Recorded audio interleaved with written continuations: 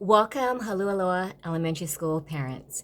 If you missed the Friday family night on April 5th, here's just a little recap of my presentation.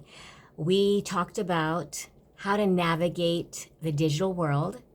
And let me just tell you a little bit about myself. My name is Karen Gibson. I'm a parent coach as well as a family coach. I'm also an educator. I founded Brain Builders in 1999. So I've been teaching for nearly 30 years and parent coaching and guiding families for the last 5 years. And what I'd like to share with you today are 4 of the major concerns that a lot of parents have regarding the digital world. The first one is, how do we teach our kids face-to-face communication, right? Social interaction is very uncomfortable when you're used to being behind the screen.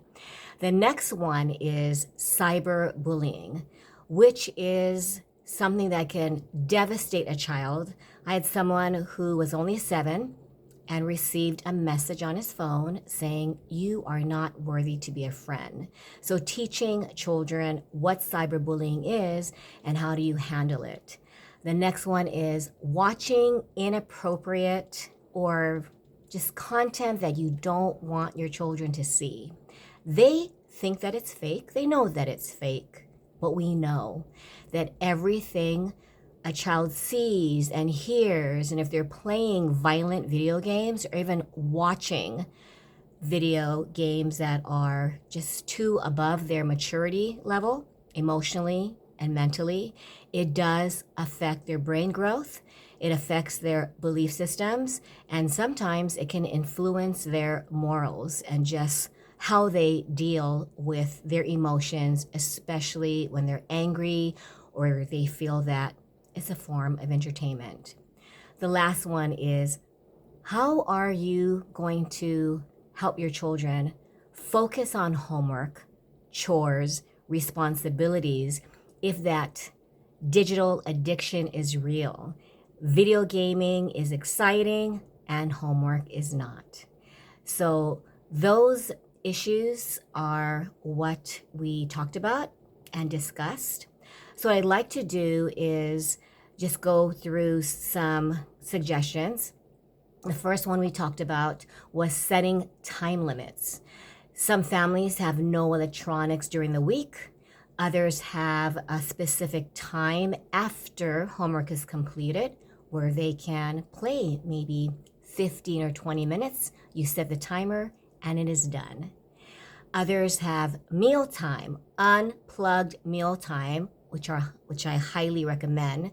You have little ones, so kindergarten through 5th grade, you have control of whether they have access to their iPad or a gaming device, and you let them know when they are allowed to play it and when they are allowed not to play it, and give consequences if rules are broken. Some parents have a day where there are no electronics, but don't do it as a punishment. Just say that you are helping them build their brains, nurture their mental growth, right? And that it is an addiction. And just describe how it does harm the development of their brain, so they understand that you are doing it for their emotional, mental, and even physical brain health. The other suggestion that we talked about was play to understand.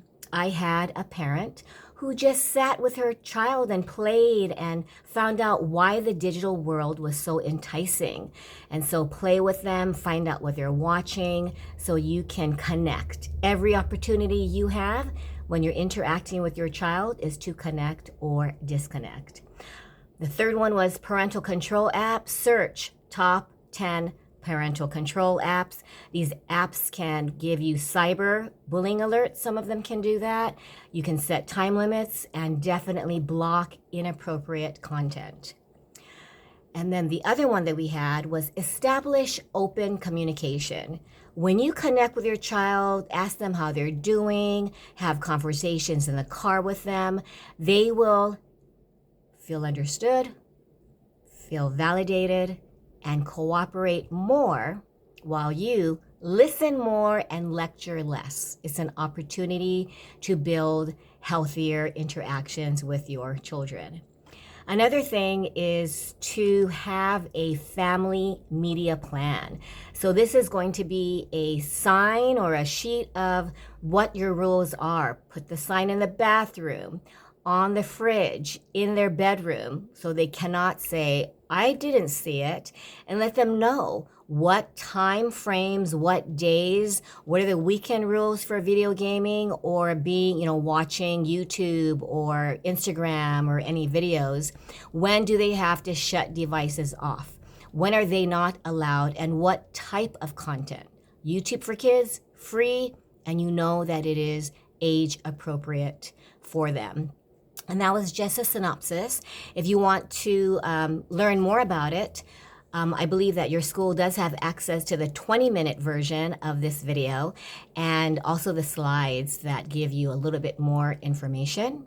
So as I end, I'd like to give you a little bit about what I do. I have a 7-week positive intelligence parenting program, and you can text me 808-306-5374 or email me at kgbrainbuilders@gmail.com, and you will learn like how do you stop the controller, or are you an avoider, or maybe you're a hyperachiever, and you'll find out like how can we be better parents with increased peace and decreased stress.